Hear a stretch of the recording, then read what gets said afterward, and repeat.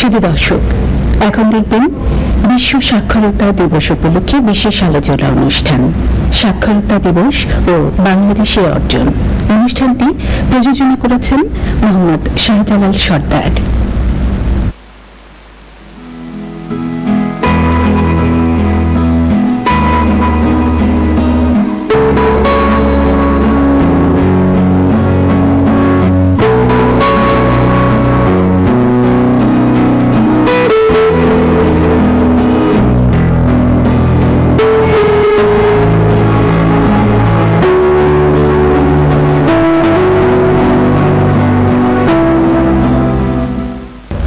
দর্শক মন্ডলী, 50তম আন্তর্জাতিক সাক্ষরতা দিবস উপলক্ষে সাক্ষরতা দিবস ও বাংলাদেশের অর্জন শীর্ষক আলোচনায় আন্তরিক স্বাগত জানাচ্ছি। দিবসের নানা দিক নিয়ে আলোচনা করার জন্য আজকে স্টুডিওতে আমন্ত্রণ জানিয়েছি 3 জন অতিথিকে। তারা হলেন যথাক্রমে মোহাম্মদ মাহবুবুর রহমান বিল্লাহ, উপপরিচালক, প্রাথমিক শিক্ষা, চট্টগ্রাম বিভাগ। এরপরে আছেন আমাদের জনাব এএসএম আজিমউদ্দিন, উনি কমান্ড্যান্ট, চট্টগ্রাম মহানগর আনসার, উত্তর জেলা, বাংলাদেশ আনসার ও ভিডিপি। এরপরে আছেন মোহাম্মদ নোমানুল্লাহ বাহার, উনি একজন তরুণ শিক্ষা বিষয়ক বিশ্লেষক ও গবেষক এবং লেখক। আমি 3 জন অতিথিকে ধন্যবাদ জানাচ্ছি স্টুডিওতে আসার জন্য। আমি প্রথমেই জনাব মাহবুবুর রহমান স্যারের কাছ থেকে জানতে চাইব যে জনগণকে সাক্ষরতায় উদ্বুদ্ধ করতে সরকার কি ধরনের পদক্ষেপ নিয়েছেন? সরকার ফর্মাল এবং নন ফর্মাল এডুকেশনের মাধ্যমে সাক্ষরতা কর্মসূচি বাস্তবায়ন করে থাকে। ফর্মাল প্রাইমারি এডুকেশন সিস্টেমের মাধ্যমে প্রাথমিক শিক্ষা গ্রহণ উপযোগী শিশুদেরকে বিদ্যালয়ে ভর্তির মাধ্যমে এই কার্যক্রম চলমান আছে। এর বাইরে জনগোষ্ঠীর যেসব লোকজন প্রাথমিক শিক্ষা নিতে পারেনি তাদেরকে শিক্ষা দেওয়ার জন্য সরকারের বিভিন্ন উদ্যোগ রয়েছে। এর মধ্যে সাক্ষরতা কর্মসূচি রয়েছে এবং সাক্ষরতা উত্তর পরবর্তীতে বিভিন্ন ধরনের প্রশিক্ষণ তাদের জন্য রয়েছে, যেন তারা নিজেদেরকে স্বাবলম্বী করে গড়ে তুলতে পারে। আজিমউদ্দিন স্যারের কাছে জানতে চাচ্ছিলাম, আনসার ভিডিপি দেশের প্রত্যন্ত গ্রামাঞ্চলে নিরক্ষরতা দূরীকরণে কি ধরনের উদ্যোগ বা পদক্ষেপ গ্রহণ করেছে? গ্রাম প্রতিরক্ষা বাহিনী একটা সুশৃঙ্খল বাহিনী, এটা টোটালি একটা শৃঙ্খলা বাহিনী, যার মোটো হচ্ছে শান্তি, শৃঙ্খলা, উন্নয়ন, নিরাপত্তায় আমরা। আমাদের আনসার বাহিনীর 60 লক্ষ সদস্যর গ্রাম পর্যায়ের দলনেতা দলনেত্রী, ইউনিয়ন পর্যায়ের দলনেতা দলনেত্রীদের মৌলিক প্রথম কাজই নিরক্ষরতা দূরীকরণ। এর বাইরেও তাদের মাসিক রিপোর্ট দিতে হয়, তারা 900 স্কুলগুলোতে কতটুকু ক্লাস নিচ্ছে, কতজন নিরক্ষর লোককে শিক্ষিত করে তুলছে, কতজন ইলিটারেট অসহায় শিশুকে স্কুলের দিকে নিয়ে আসছে। সরকারের যে এই স্বপ্নটার জন্য আনসার ও গ্রাম প্রতিরক্ষা বাহিনীর 60 লক্ষ সদস্য নিরলসভাবে কাজ করে যাচ্ছে। আপনি শুনে আনন্দিত হবেন, আমাদের যে এই 60 লক্ষ সদস্যকে আমরা সম্প্রতি জঙ্গিবাদ সন্ত্রাস দূরীকরণের জন্য আমরা জননিরাপত্তা নেটওয়ার্কে আওতায় আনার একটা ডাটাবেস কাজ শুরু করে দিয়েছি। এটা মাননীয় প্রধানমন্ত্রী কার্যালয়ের ইনোভেশন টিমের একটি প্রধান আমাদের আইডিয়া। আমরা পাইলটিং চলতেছে 30 নভেম্বর। এরপরে যদি আমাদের এই জননিরাপত্তা নেটওয়ার্ক হয়ে যায়, তাহলে গ্রাম থেকে আমাদের নিরক্ষরতার বিরুদ্ধে সবচেয়ে শক্তিশালী আমাদের একটা সেক্টর শিক্ষা বিভাগকে আলোকিত করে তুলবে, শিক্ষা সেক্টরকে আলোকিত করে তুলবে ইনশাল্লাহ। আমি এই পর্যায়ে যাচ্ছি আমাদের জনাব নোমানুল্লাহ বাহার কাছে। উনিও গবেষণা এবং শিক্ষায় কাজ করেছেন। আপনার কাছে আমার প্রশ্ন যে আন্তর্জাতিক সাক্ষরতা দিবসের তাৎপর্য, গুরুত্ব এই বিষয়ে আপনার কাছ থেকে আমি জানতে চাচ্ছি। 1966 সালে ইউনেস্কো আন্তর্জাতিক সাক্ষরতা দিবস ঘোষণা করেছিল। এখন পর্যন্ত আজ আন্তর্জাতিক সাক্ষরতা দিবসের 50তম দিবস আমরা উদযাপন করতে যাচ্ছি। অত্যন্ত তাৎপর্যমণ্ডিত, এটি নিরক্ষর মুক্ত বিশ্ব গড়ার জন্য এটি একটি সামাজিক এবং শিক্ষামূলক গুরুত্বপূর্ণ একটি কার্যক্রম। এক সময় মনে করা হতো যে সাক্ষরতা মানে একটা স্বাক্ষর করলাম, এটাই শেষ, এটাকে সাক্ষরতা এই ক্ষুদ্র পরিসরে বিবেচনা করা হতো। কিন্তু সময়ের পরিক্রমায় এই সাক্ষরতার সংজ্ঞা নানাভাবে বিস্তৃত হয়েছে, আরো গভীরতায় প্রবেশগম্যতা আমরা দেখতে পাচ্ছি। আমরা স্বাক্ষর জ্ঞান সম্পন্ন নাগরিক কাকে বলবো? স্বাক্ষর জ্ঞান সম্পন্ন নাগরিক আমরা তাকেই বলবো যিনি শুধু সহজ এবং প্রাঞ্জল ভাষায় যিনি লিখতে পারেন, যিনি বলতে পারেন এবং দৈনন্দিন যে হিসাব নিকাশ তিনি সম্পাদন করতে পারেন, তাকে আমরা স্বাক্ষর জ্ঞান সম্পন্ন নাগরিক বলবো। এবং এই দিবসের তাৎপর্যের পিছনে কয়েকটি গুরুত্বপূর্ণ কারণ আছে। বিশেষত শিক্ষার যে মানসম্মত প্রাথমিক শিক্ষা, সেই মানসম্মত প্রাথমিক শিক্ষায় আমরা দেখতে পাচ্ছি যে সরকারের বর্তমান প্রচেষ্টায় অনেক অগ্রগতি নিশ্চিত হয়েছে। আরো আমাদের কাঙ্ক্ষিত লক্ষ্যমাত্রা আছে, সেগুলি আমাদের অর্জন করতে হবে। এবং বর্তমানে এমডিজির সময়সীমা শেষ। 2030 সালের মধ্যে যে এসডিজি লক্ষ্যমাত্রা, টেকসই উন্নয়ন লক্ষ্যমাত্রার যে লক্ষ্যমাত্রা, সেখানে 4র্থতম অবস্থানে আছে মানসম্মত শিক্ষা। মানসম্মত শিক্ষার সবার প্রবেশগম্যতা নিশ্চিতকরণের জন্য আন্তর্জাতিক এই সাক্ষরতার বিষয়টি অন্যতম একটি অনুষঙ্গ।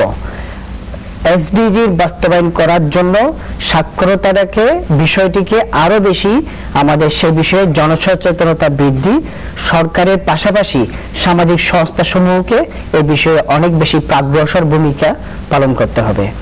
সার্বিকভাবে বলা যায়, একজন শিশু সদ্য জন্মগ্রহণ করা একজন শিশুকে তার যে মানস গঠন, তার যে শারীরিক গঠন, মানসিক গঠন, এই দুটি গঠন প্রণালীকে অনেক বেশি সুনির্দিষ্টভাবে আমরা তাদেরকে যাতে গড়ে তুলতে পারি, মূল্যবোধ সম্পন্ন নাগরিক হিসেবে গড়ে তোলার যে প্রয়াস, সেটিও আই থিঙ্ক স্বাক্ষর জ্ঞান সম্পন্ন নাগরিকের একটি প্রাথমিক গুরুত্বপূর্ণ বৈশিষ্ট্য হতে পারে। আমাদের উপপরিচালক মহোদয়ের কাছে আসছিলাম, আমি আমাদের স্যারের কাছে একটা প্রশ্ন ছিল যে টেকসই উন্নয়নের লক্ষ্যমাত্রা ও ভিশন 2041 বাস্তবায়নের লক্ষ্যে জনগণকে স্বাক্ষর জ্ঞান করে তোলার জন্য সরকারের ভবিষ্যৎ কি ধরনের পরিকল্পনা আছে বা হাতে নিয়েছে? আসলে স্বাক্ষর জ্ঞান বলতে শুধুমাত্র নিজের নাম কিংবা ঠিকানা লেখা নয়, এবং অতীতে যে সাক্ষরতা কর্মসূচিগুলো ছিল সেগুলো স্বাক্ষর এবং ঠিকানা লেখার উপরে নির্ভরশীল ছিল। পরবর্তীতে এটাকে আর মনিটরিং করা হয়নি, কিন্তু বর্তমান সরকারের আমলে এই স্বাক্ষর জ্ঞান লোকজনকে আবার নতুন করে শিক্ষা দেওয়া এবং জীবনমুখী শিক্ষা দেওয়া, নিজেদের উপর নিজেরা যেন চলতে পারে, সমাজে প্রতিষ্ঠিত হতে পারে, সে বিষয়ে তাদেরকে কর্মদক্ষ করে গড়ে তোলার জন্য বিভিন্ন ধরনের কর্মসূচি রয়েছে। এই ক্ষেত্রে বিভিন্ন বেসরকারি সংস্থা, সরকারি সংস্থা সাথে সমন্বয় করে এবং এলাকা ভিত্তিতে নিড বেজ যেসব কর্মসংস্থানের সুযোগ রয়েছে, সেসব কর্মসংস্থানের উপর লক্ষ্য রেখেই বিভিন্ন ধরনের প্রশিক্ষণ দেওয়া হয় এবং তাদেরকে প্রয়োজনীয় ক্ষেত্রে আর্থিক সহযোগিতা কিংবা তাদেরকে ঋণের ব্যবস্থা করা হয়ে থাকে। ভবিষ্যতে সরকারের এই কর্মসূচির ধারাবাহিকতা চলতে থাকবে এবং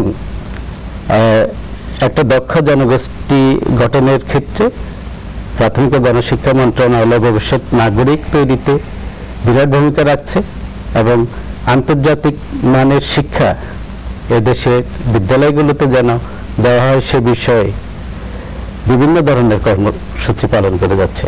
জনাব এস এম নাজিমউদ্দিন, আমাদের কমান্ড্যান্ট স্যার, আনসার ভিডিপির স্যারের কাছে একটা প্রশ্ন ছিল, সেটা হলো বাংলাদেশের জনগণকে শতভাগ স্বাক্ষর জ্ঞান করে তুলতে কোনো ধরনের কি ধরনের উদ্যোগ নেওয়া যেতে পারে?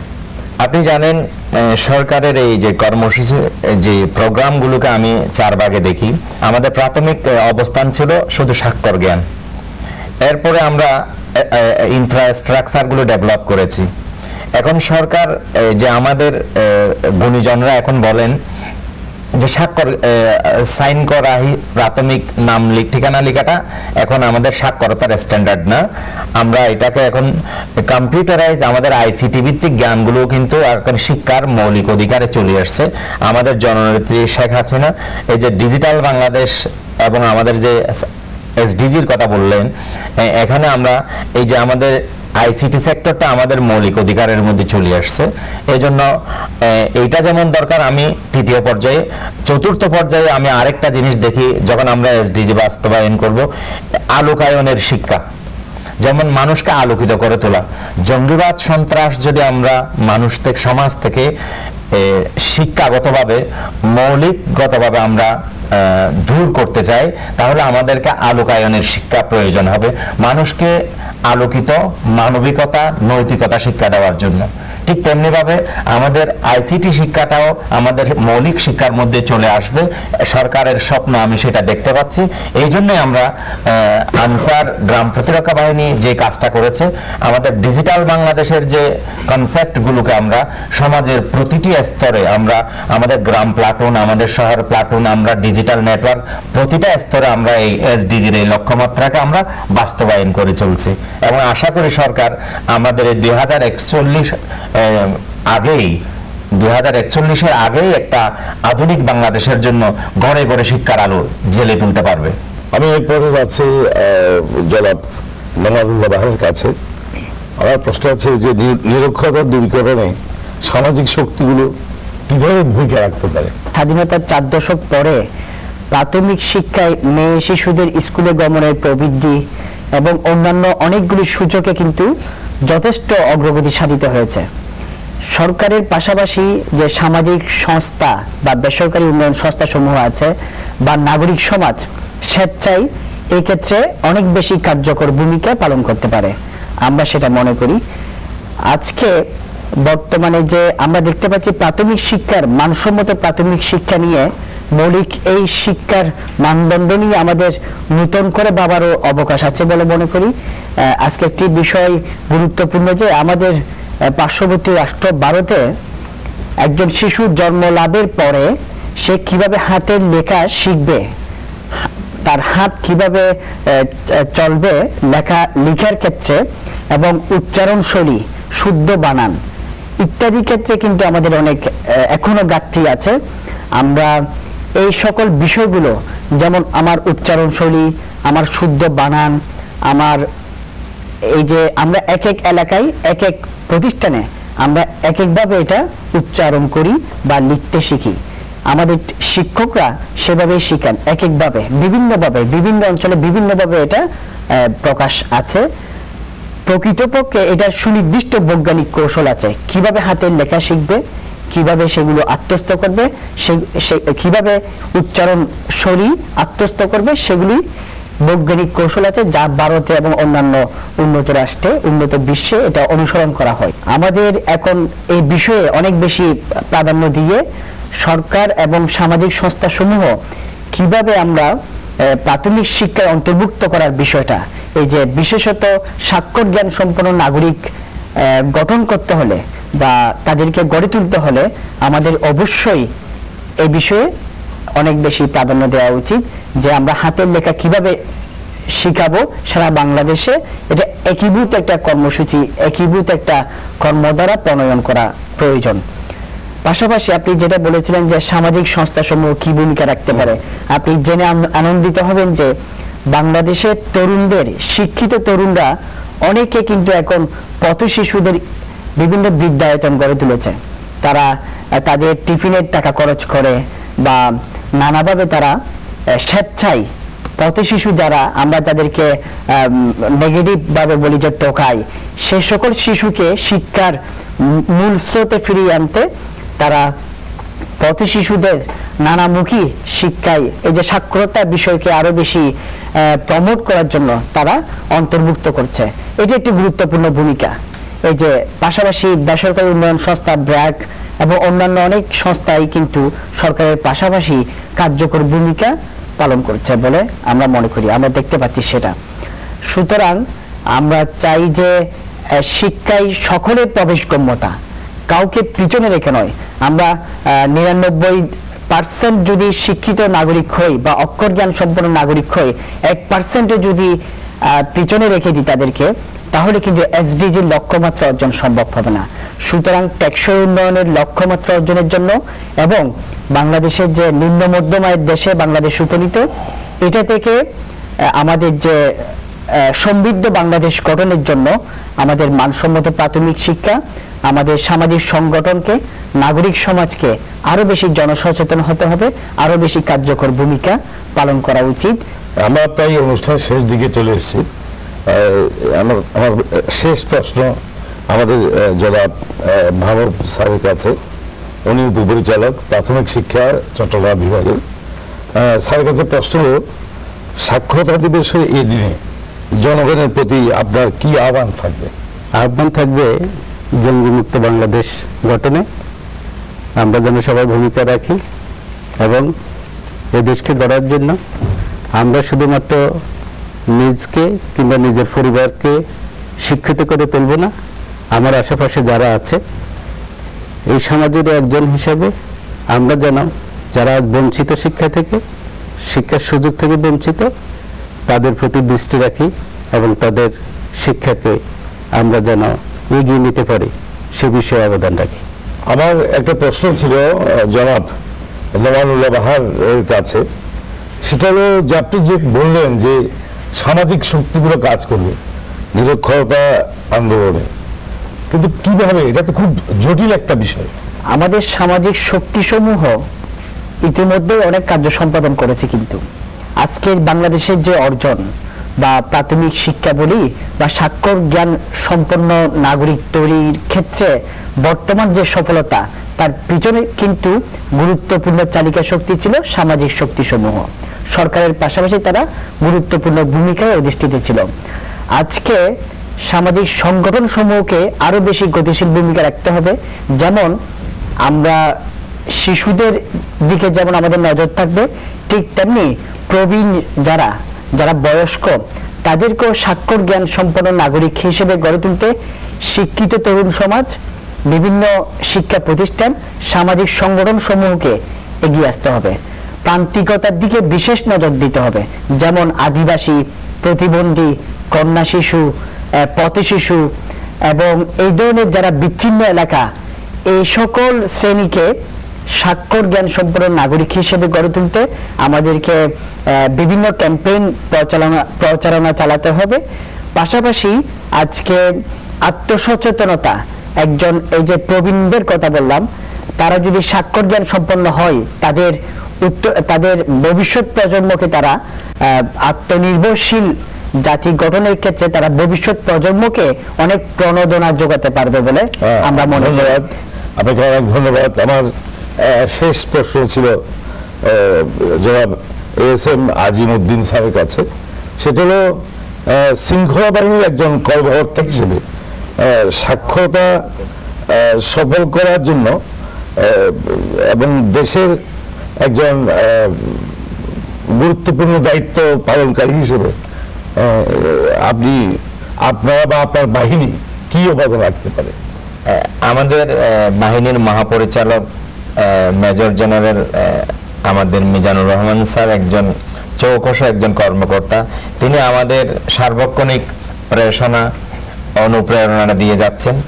আমরা সরকারি দায়িত্ব পালনের ক্ষেত্রে যাতে আমরা সব সময় এই ক্ষুদ্র নৃগোষ্ঠী, অবহেলিত জনগোষ্ঠী, আমাদের পিছিয়ে পড়া জনগোষ্ঠী, তাদেরকে একটা মানে সোশ্যালি টোটাল ইনক্লুসিভ আমরা যাতে কাজ করি, আমাদের বিশেষ শিশুরা যাতে বাদ না পড়ে, আমাদের প্রবীণরা যাতে সমাজে দাঁড়াতে পারে, আমাদের অসহায় জনগোষ্ঠী যাতে দাঁড়াতে পারে, পার্বত্য এলাকার আমাদের পিছিয়ে পড়া জনগোষ্ঠী, যে ক্ষুদ্র নৃগোষ্ঠীগুলো যাতে তাদের মাতৃভাষায় শিক্ষা নিতে পারে, তাদেরকে আমাদের মেইন স্ট্রিমে যাতে উন্নয়নের সকল ক্ষেত্রে আমরা একটা ইনক্লুসিভ নেশন, আমাদের ডিজিটাল বাংলাদেশের জন্য একটা টোটাল কম্প্রিহেন্সিভ এবং ইনক্লুসিভ আমরা কাজ করি। সবাই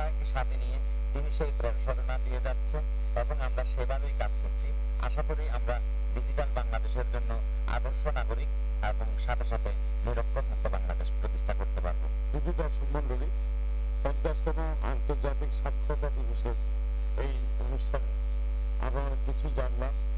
আমাদের এই আলোচনা সবার কাজে আসবে এবং আমরা আশা করব সরকার এবং সাধারণ জনগণ একসঙ্গে কাজ করে আমরা একটি নিরক্ষরতা মুক্ত বাংলাদেশ গড়ব এবং আমাদের যে এই সাক্ষরতা দিবসের যে প্রতিবাদ্য বিষয় অতীতকে জানবো, আগামীকে গড়ব। সকলকে ধন্যবাদ।